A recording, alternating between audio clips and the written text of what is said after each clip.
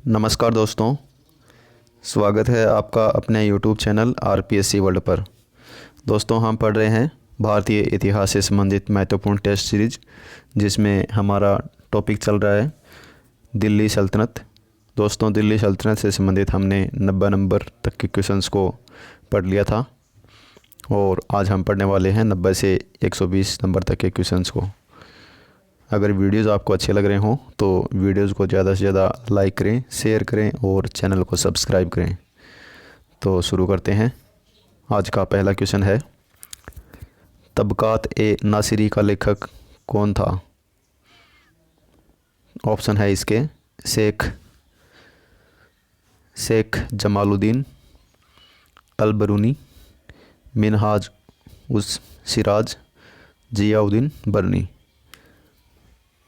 तो इसका correct answer होगा दोस्तों मिनहाज उस सिराज। तबकात ए नासिरी का लेखक कौन था? मिनहाज उस सिराज। दोस्तों, इसमें मोहम्मद गौरी की विजयों की जानकारी मिलती है, उल्लेख मिलता है। यह किसके द्वारा लिखी गई है? मिनहाज उज सिराज के द्वारा लिखी गई है। अगला क्वेश्चन देखते हैं, अलाई दरवाज़ा का निर्माण किस सुल्तान ने करवाया? तो अलाई दरवाज़े का निर्माण है वो किस सुल्तान के द्वारा करवाया गया था? ऑप्शन है इल्तुतमिश, बलबन, अलाउद्दीन खिलजी, फिरोज़ तुगलक। तो इसका सही आंसर क्या होगा? अलाउद्दीन खिलजी ने अलाई दरवाज़े का निर्माण करवाया था। दोस्तों, अलाई दरवाज़ा दिल्ली में स्थित कुतुब मीनार परिसर का दक्षिणी प्रवेश द्वार है। ठीक है दोस्तों, जिसका निर्माण अलाउद्दीन खिलजी के द्वारा करवाया गया था। देखते हैं दोस्तों, अलाई दरवाज़ा कौन सा है। अलाई दरवाज़ा देखते हैं, 1 मिनट। देखिए दोस्तों, ये रहा अलाई दरवाज़ा, कुतुब मीनार परिसर है इसके। ये कुतुब मीनार है दोस्तों, दिल्ली में स्थित। कुतुब मीनार का निर्माण किसके द्वारा करवाया गया था? कुतुब मीनार है, इसका निर्माण कार्य शुरू तो कुतुबुद्दीन ऐबक ने करवाया था 1199 ईस्वी में। और इसको पूर्ण किसने करवाया था? 1568 में करवाया था। ठीक है दोस्तों, कुतुब मीनार है, यह है भारत की सबसे ऊंची मीनार है, जिसकी ऊंचाई 72.5 मीटर है। कितनी है? 72.5 मीटर है। और इसमें दोस्तों 379 सीढ़ियाँ हैं। कितनी है? 379 सीढ़ियाँ हैं दोस्तों। ये इसका कुतुब मीनार परिसर है, ये इसका। और कुतुब मीनार परिसर में ही क्या है दोस्तों? इसका दक्षिणी प्रवेश द्वार है, जिसे क्या कहते हैं? अलाई दरवाज़ा कहा जाता है। देखते हैं दोस्तों अलाई दरवाज़ा। देखिए दोस्तों, ये कुतुब मीनार है पीछे, और ये इसका दक्षिणी प्रवेश द्वार है अलाई दरवाज़ा। ठीक है दोस्तों, अलाई दरवाज़ा है। और ये कहाँ स्थित है? कुतुब मीनार दिल्ली में स्थित है और अलाई दरवाज़ा है, ये इसका दक्षिणी प्रवेश द्वार है। ठीक है दोस्तों, आप देखते हैं अगले क्वेश्चन की ओर देखते हैं। कुतुबुद्दीन ऐबक की राजधानी कौन सी थी दोस्तों? ऑप्शन है लाहौर, दिल्ली, अजमेर और लखनौती। तो इसका सही आंसर क्या होगा? कुतुबुद्दीन ऐबक की राजधानी लाहौर। कौन सी थी? लाहौर। और कुतुबुद्दीन ऐबक है दोस्तों, ये क्या है? गुलाम वंश का शासक था। और ये मोहम्मद गौरी का गुलाम था। किसका था? मोहम्मद गौरी का गुलाम था और गुलाम वंश का शासक था कुतुबुद्दीन ऐबक। अगले क्वेश्चन की ओर बढ़ते हैं। अलाउद्दीन खिलजी के प्रसिद्ध सेनापतियों में किसकी मंगोलों के विरुद्ध लड़ते हुए मृत्यु हुई? तो अलाउद्दीन खिलजी के प्रसिद्ध सेनापतियों में किसकी मंगोलों के खिलाफ लड़ते हुए मृत्यु हुई? ऑप्शन है जफ़र खां, नुसरत खां, अल्प खां और उलुग खां। तो इसका सही आंसर क्या होगा? इसका सही आंसर होगा जफ़र खान। जफ़र खान की मृत्यु मंगोलों से लड़ते हुई हो गई थी। अगला क्वेश्चन देखते हैं।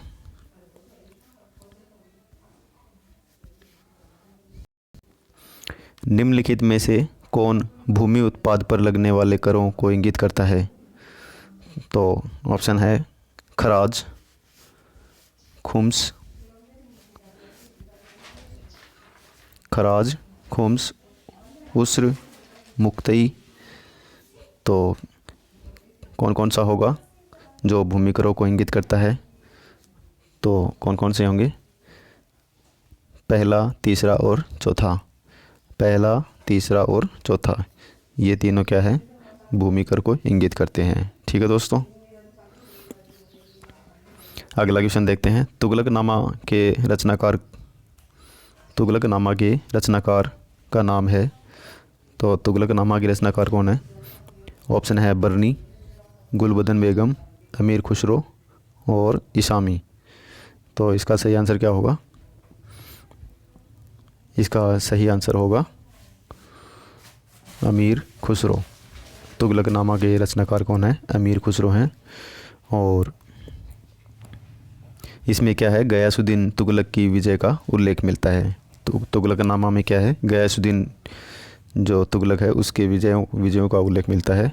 और अमीर खुसरो है, ये अलाउद्दीन खिलजी के दरबारी कवि थे। अलाउद्दीन खिलजी के दरबारी कवि थे। ठीक है दोस्तों। अगला क्वेश्चन देखते हैं। भारत में मोहम्मद गोरी ने किसको प्रथम अक्ता प्रदान किया? तो इसके ऑप्शन है ताजुद्दीन यलदौज, कुतुबुद्दीन ऐबक, शमसुद्दीन इल्तुतमिश और नासिरुद्दीन कुबाचा। तो इसका सही आंसर होगा कुतुबुद्दीन ऐबक। ठीक है दोस्तों। अगला क्वेश्चन देखते हैं। किस सुल्तान के काल में खालिसा भूमि अधिक पैमाने पर विकसित हुई? तो किसके काल में विकसित हुई? ऑप्शन है इसके गयासुद्दीन बलबन, अलाउद्दीन खिलजी, मोहम्मद बिन तुगलक और फिरोज़ तुगलक। तो इसका सही आंसर क्या होगा? इसका सही आंसर होगा अलाउद्दीन खिलजी। ठीक है दोस्तों। अलाउद्दीन खिलजी। खालिसा क्या होता है दोस्तों? खालिसा ऐसी भूमि होती है जिस पर प्रत्यक्ष रूप से बादशाह का अधिकार होता है। ठीक है दोस्तों। खालिसा भूमि किसे कहते हैं? ऐसी भूमि जिस पर प्रत्यक्ष रूप से बादशाह का अधिकार रहता है। अगला क्वेश्चन देखते हैं। सल्तनत काल के सिक्के टका, ससगनी और जीतल किन धातुओं से बने थे? तो कौन कौन सी धातुओं से बने थे ये? तो इसके ऑप्शन है चांदी, तांबा, सोना, चांदी, तांबा, चांदी, जस्ता, तांबा, सोना, जस्ता, तांबा। तो इसके सही आंसर क्या होगा? इसका सही आंसर होगा टंका है वो चांदी का होता था, ससगनी चांदी का और जीतल तांबा का। ठीक है दोस्तों। ए वाला ऑप्शन सही होगा। नेक्स्ट क्वेश्चन देखते हैं। अमीर कोही कृषि विभाग नामक एक नया विभाग किस सुल्तान द्वारा शुरू किया गया था? तो किसके द्वारा शुरू किया गया? ऑप्शन है अलाउद्दीन खिलजी, फिरोज़ तुगलक, मोहम्मद बिन तुगलक और सिकंदर लोधी। तो इसका सही आंसर क्या होगा? इसका सही आंसर होगा मोहम्मद बिन तुगलक। अमीर कोही जो कृषि विभाग है ये किसके द्वारा शुरू किया गया? मोहम्मद बिन तुगलक। ठीक है दोस्तों। अगला क्वेश्चन देखते हैं।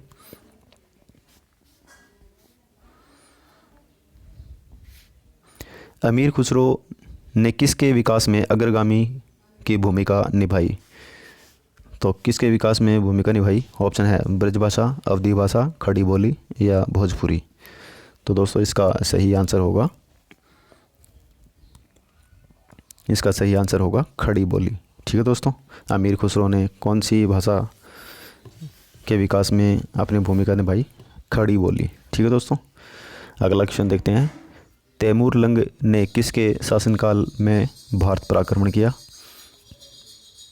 तो किसके शासनकाल में आक्रमण किया? ऑप्शन है अलाउद्दीन खिलजी, बहलोल लोदी, फ़िरोज़ तुगलक या नासिरुद्दीन मोहम्मद तुगलक। तो इसका सही आंसर क्या होगा? नासिरुद्दीन मोहम्मद तुगलक, डी वाला ऑप्शन हमारा सही होगा। ठीक है दोस्तों। और तैमूर लंग है, ये है कहाँ का शासक था दोस्तों? समरकंद का शासक था। ओके दोस्तों, समरकंद का शासक। अगला क्वेश्चन देखते हैं। सल्तनत काल की दो प्रमुख मुद्राओं का पता निम्नलिखित कोड से करें। तो कौन कौन सी मुद्राएं थी? अभी आया था ऊपर। तो एक तो था दोस्तों टका और दूसरा जीतल। ठीक है दोस्तों, टका और जीतल। अगला क्वेश्चन देखते हैं। भारत में पोलो का प्रचलन किया गया। तो पोलो का प्रचलन किसके द्वारा किया गया दोस्तों? तो इसके ऑप्शन है यूनानियों ने, अंग्रेज़ों ने, तुर्कों ने या मुग़लों ने। तो पोलो का प्रचलन है, ये है दोस्तों तुर्कों के द्वारा किया गया था। ठीक है दोस्तों, भारत में पोलो का प्रचलन किसके द्वारा किया गया था? तुर्कों के द्वारा किया गया था। पोलो गेम आपको पता ही होगा दोस्तों। पोलो का खेल घोड़ों पर खेला जाता है, घोड़ों के द्वारा। ठीक है दोस्तों, घोड़ों से हम प्राचीन काल में खेला जाता था और आज भी खेला जाता है दोस्तों पोलो। तो आपको एक पिक्चर दिखा देता हूँ दोस्तों पोलो की। देखिए दोस्तों, पोलो ये गेम है पोलो। इसमें कुछ प्लेयर्स होते हैं। ये प्लेयर्स मतलब घोड़ों के ऊपर स्टिक से और गेंद को खेलते हैं। ठीक है दोस्तों, ये पोलो गेम की मैच है दोस्तों। ठीक है, तो चलिए दोस्तों अगले क्वेश्चन की ओर बढ़ते हैं।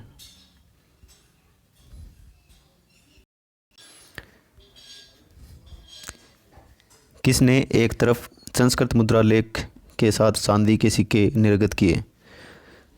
तो किसने किए दोस्तों? ऑप्शन है इसके मोहम्मद बिन कासिम, मोहम्मद महमूद गजनवी, शेर शाह और अकबर। तो दोस्तों इसका सही आंसर क्या होगा? महमूद गजनवी। ठीक है दोस्तों, महमूद गजनवी ने क्या है चांदी के सिक्के निर्गत किए, जिसमें क्या है एक तरफ संस्कृत के मुद्रा लेख लिखे हुए थे। ठीक है दोस्तों, नेक्स्ट क्वेश्चन देखते हैं। अलाउद्दीन खिलजी के निम्न सेनाध्यक्षों में कौन सा तुगलक वंश का प्रथम सुल्तान बना? तो कौन बना? ऑप्शन है इसके गाजी मलिक काफूर, जफ़र खान या उज़्बेक खान। ठीक है दोस्तों, तो इसका सही आंसर क्या होगा? इसका सही आंसर होगा गाजी मलिक। ओके दोस्तों, नेक्स्ट क्वेश्चन देखते हैं। जवाबित क्या थे? तो ऑप्शन है इसके कृषि संबंधित कानून, राज्य कानून, हिंदुओं से संबंधित मामले या इनमें से कोई नहीं। तो इसका सही आंसर क्या होगा? राज्य कानून। जवाबित क्या था दोस्तों? राज्य कानून। राज्य में जो बनने वाले कानून थे उसे जवाबित कहते थे। अगला क्वेश्चन देखते हैं। निम्न में से किस राजवंश के अंतर्गत विजारत का चरमोत्कर्ष हुआ?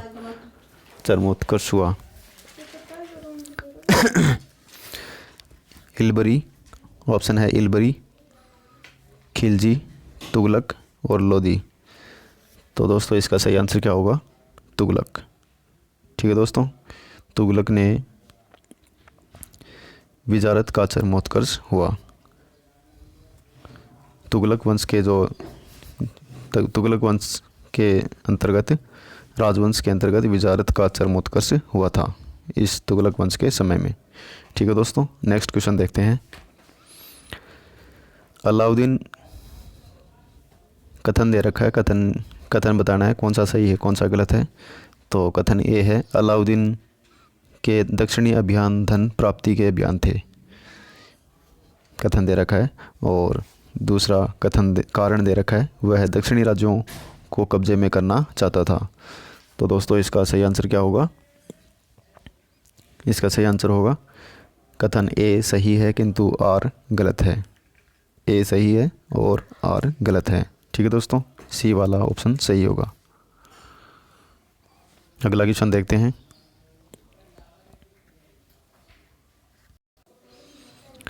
सूची 1 तथा सूची 2 का सुमेलित करना है और नीचे दिए गए कोड से उनका उत्तर बताना है। ठीक है दोस्तों, तो एक तरफ दे रखे हैं लेखक और दूसरी तरफ पुस्तक दे रखे हैं। ठीक है दोस्तों, तो इसमें कौन सा सही होगा? तो ए जियाउद्दीन बर्नी। इसकी पुस्तक कौन सी है? तारिक ए फिरोज शाही। कौन सी है जियाउद्दीन बर्नी की? तारिक ए फिरोज शाही। और हसन निज़ामी की पुस्तक कौन सी है? ताजुल मासिर। ठीक है दोस्तों, ताजुल मासिर। और मिनहाज उस सिराज की पुस्तक कौन सी है? इसकी है तबकात ए नासिरी। ओके दोस्तों, और याहिया बिन अहमद सरहिंदी, इसकी पुस्तक कौन सी है? तारिक ए मुबारक शाही। ठीक है दोस्तों, ये इसकी पुस्तक है। अगले क्वेश्चन की ओर बढ़ते हैं। तौल की सबसे छोटी इकाई कौन सी है? तो तौल की सबसे छोटी इकाई ऑप्शन है इसके रत्ती। रत्ती का संस्कृत, रत्ती, इसको रत्ती का संस्कृत में बोलते थे। और मासा और तोला, उसको संस्कृत में बोलते हैं तोलक। ठीक है, और डी है द्रोण। तो सबसे छोटी इकाई कौन सी होती थी? ऑप्शन, इसका सही आंसर क्या होगा? रति। ठीक है दोस्तों, क्या होगा? रति। ए वाला ऑप्शन हमारा सही होगा। अगला क्वेश्चन देखते हैं। प्रसिद्ध कवि अमीर खुसरो किसके दरबार में रहे? तो ऑप्शन है अलाउद्दीन खिलजी, इल्तुतमिश, मोहम्मद बिन तुगलक और कुतुबुद्दीन ऐबक। तो इसका सही आंसर क्या होगा दोस्तों? इसका सही आंसर होगा अलाउद्दीन खिलजी। अलाउद्दीन खिलजी के दरबार में अमीर खुसरो दरबारी था। ठीक है दोस्तों, नेक्स्ट क्वेश्चन देखते हैं। किसने सल्तनत काल में प्रचलित डाक व्यवस्था का विस्तृत विवरण दिया? तो डाक व्यवस्था का विवरण किसने दिया? ऑप्शन है अमीर खुसरो, फरिश्ता, इब्न बतूता, जियाउद्दीन बर्नी। तो दोस्तों इसका सही आंसर क्या होगा? Ibn Battuta. ओके दोस्तों, अगला क्वेश्चन है। तैमूरलंग ने किस वर्ष में भारत पर आक्रमण किया? तो ऑप्शन है 1210, 1398, 1492, 1526। तो इसका सही आंसर होगा 1398। ठीक है दोस्तों, 1398 में तैमूरलंग ने भारत पर आक्रमण किया था। अगला क्वेश्चन देखते हैं। दिल्ली के किस मुस्लिम शासक के निधन पर इतिहासकार बंदायूनी ने कहा, राजा को अपनी प्रजा से तथा प्रजा को अपने राजा से मुक्ति मिली? तो इसके ऑप्शन है बलबन, मोहम्मद बिन तुगलक, अलाउद्दीन खिलजी और शेर शाह। तो दोस्तों इसका सही आंसर क्या होगा? मोहम्मद बिन तुगलक। ठीक है दोस्तों, सही आंसर होगा मोहम्मद बिन तुगलक। अगला क्वेश्चन देखते हैं। दिल्ली के सुल्तान बलबन का पूरा नाम? तो बलबन का पूरा नाम क्या था? ऑप्शन है जलालुद्दीन, इल्तुतमिश, गयासुद्दीन और कुतुबुद्दीन। तो इसका सही आंसर होगा गयासुद्दीन। बलबन को पूरा किस नाम से जानते थे? गयासुद्दीन बलबन। ठीक है दोस्तों, गयासुद्दीन बलबन। अगला क्वेश्चन देखते हैं। 117 नंबर।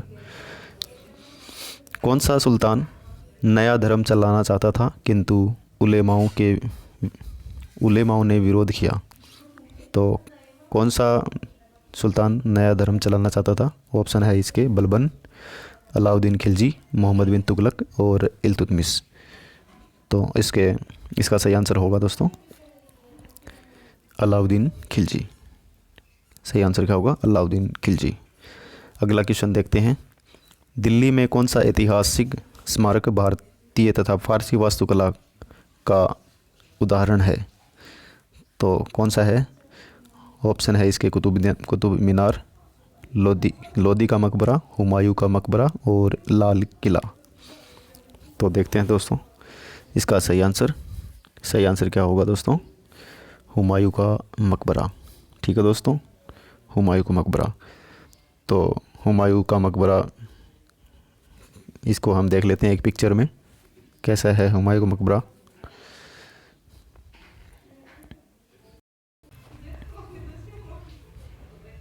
देखिए दोस्तों, ये है हुमायूं का मकबरा ये दिखने में ताजमहल के समान दिखता है दोस्तों, ताजमहल के जैसा ही दिखता है। हुमायूं का मकबरा है ये हुमायूं की बेगम गुलबदन, हुमायूं की बेगम हाजी बेगम के द्वारा बनाया गया था। किसके द्वारा बनाया गया था? हाजी बेगम के द्वारा, हुमायूं के बेगम के द्वारा बनाया गया था। ठीक है दोस्तों, हुमायूं का मकबरा इस प्रकार से है।